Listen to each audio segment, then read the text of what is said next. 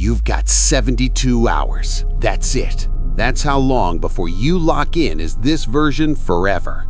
Subscribe, because by step 7, I'm showing you why most people stay stuck their whole lives and the one thing that actually breaks the cycle. Step 1, you're cementing your weakness. 3 days of the same pattern, that's all it takes. You wake up, hit snooze, scroll for an hour, tell yourself, I'll start tomorrow. Do that for 3 days straight, you just locked it in. That's who you are now.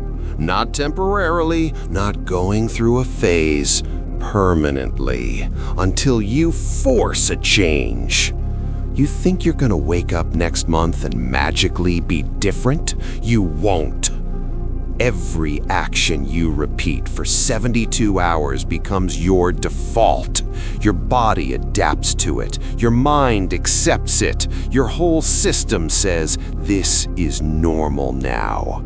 Breaking out after that, 10 times harder than breaking out now. So right now, this moment, you're either locking in weak or you're about to break the fucking pattern. Most of you will finish this video feeling pumped for 20 minutes, then do the exact same shit you did yesterday, and your body remembers, oh, we're still the person who talks instead of does. Step 2 is the real problem. You're not hungry enough. You want to know why you keep failing? You're not desperate enough. Life's hard for you? Things aren't going your way? Good. Life's hard for everyone, motherfucker. The difference between you and the people winning, they got harder. They didn't wait for life to get easier. They didn't hope for better circumstances. They went so fucking hard that they bent life to their will. You're sitting here waiting to feel ready, waiting to feel motivated. Meanwhile, someone just as broken as you, just as devastated, just as lost, is out there right now doing the work you're avoiding. And in 6 months, they'll be untouchable while you're still working on yourself. You know why? Because they're hungry. Not stomach hungry, life hungry. The kind of hunger that shuts off excuses, the kind that makes comfort irrelevant. But you've got your phone when you're bored, Netflix when you're stressed, DoorDash when you're sad. Every uncomfortable feeling has an escape route. So you never get desperate enough to actually change. You just stay comfortable in your misery. Step 3 is how you force the hunger. Step 3, burn your safety nets. Next 48 hours, you identify the 3 things you run to when life gets uncomfortable, and you fucking remove them. For most people, the scroll, phone, social media, YouTube shorts, whatever numbs your brain. The substance, alcohol, weed, junk food, whatever you use to escape. The excuse, whatever story you keep telling yourself about why you can't. 30 days, gone. Not, I'll cut back, not moderation, 0. Burn it all, 30 days. But I need my phone for work. Bullshit, you need it for distraction. I can't just quit everything. Then stay weak. Your comfort zones aren't protecting you. They're killing you, slowly, quietly. You need to burn them.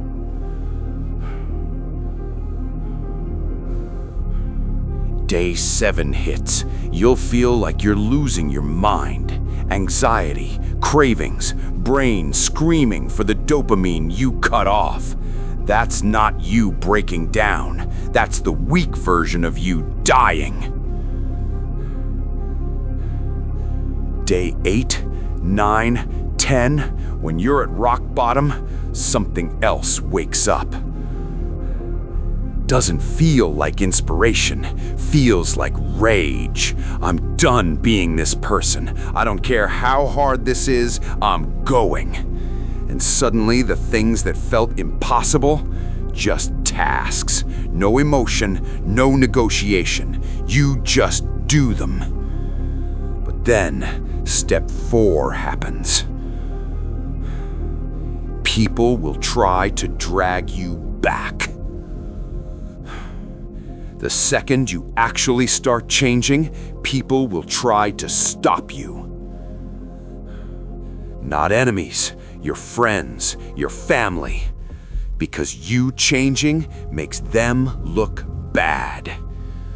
Your buddy who's been gonna start Monday for 3 years, when you actually start, he feels attacked. So he'll make jokes. Look at Mr. Discipline. Don't become one of those gym bros. Testing you, seeing if you'll come back down to his level. Your family, we're worried. You're obsessed. This isn't healthy. Translation, come back to the version we're comfortable with. Most people break here. Maybe I am being too extreme. Extreme is the only thing that works. Normal got you here. Comfortable got you stuck. Everyone pulling you back, they're not saving you, they're drowning you. Real change requires being willing to be alone. Do it alone, wake alone, build alone. Be the guy everyone thinks is too much. Let them. While they're comfortable and going nowhere, you're becoming unstoppable. Because in that isolation, step 5. Around day 14, something shifts.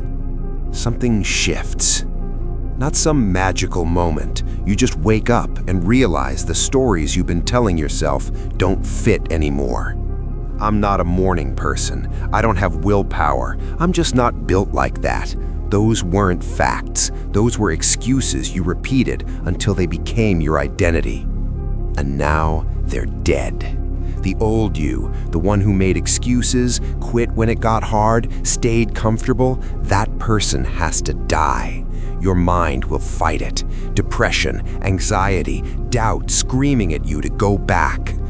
Because changing who you are feels like dying. It is dying. But if you push through, the old version starves. New version takes over. You stop asking, can I? You stop waiting to feel ready. You just move automatically. People who knew you before, they won't recognize you. Good. But there's a trap. Step 6. Right when you start winning, when people notice, when you feel like you're on, you'll want to celebrate. Don't. You hit a milestone, first real win. Dopamine floods your brain. You want to post about it, tell everyone, take a break. The second you do, switch turns off. Your body thinks, we're safe, we won, time to relax. No, you're not done. Beat. The change isn't permanent until 90 days. Days 1 to 30, pure force. It's brutal.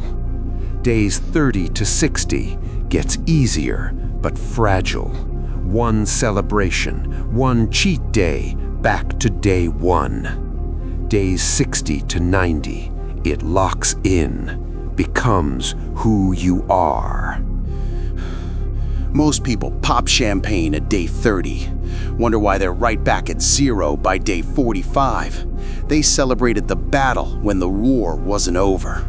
Don't celebrate until it's permanent, until going back feels impossible, until discipline isn't something you do, it's who you are. Step 7. What I promised. Here's the truth nobody wants to hear. You're not special. You don't have unique struggles, you're not cursed, you're not just built different in a bad way. Life's hard for you, it's hard for everyone. The people at the top didn't have it easier. Most of them had it worse. Broken, devastated, crushed. But they didn't wait for circumstances to change. They went harder than their circumstances. So hard that life had no choice but to bend. That's the only difference. Not genetics, not luck, not help. Hunger. And when you're in the middle of it, when you want to quit so bad you can taste it, when your body's breaking and your mind screaming, that's not your limit. That's your starting line. Every person who made it went through that exact moment. The difference? They kept going. One more rep, one more day, one more hour, while everyone else quit. You're not building something from scratch. You're proving to yourself you can. And once you prove it once, everything changes.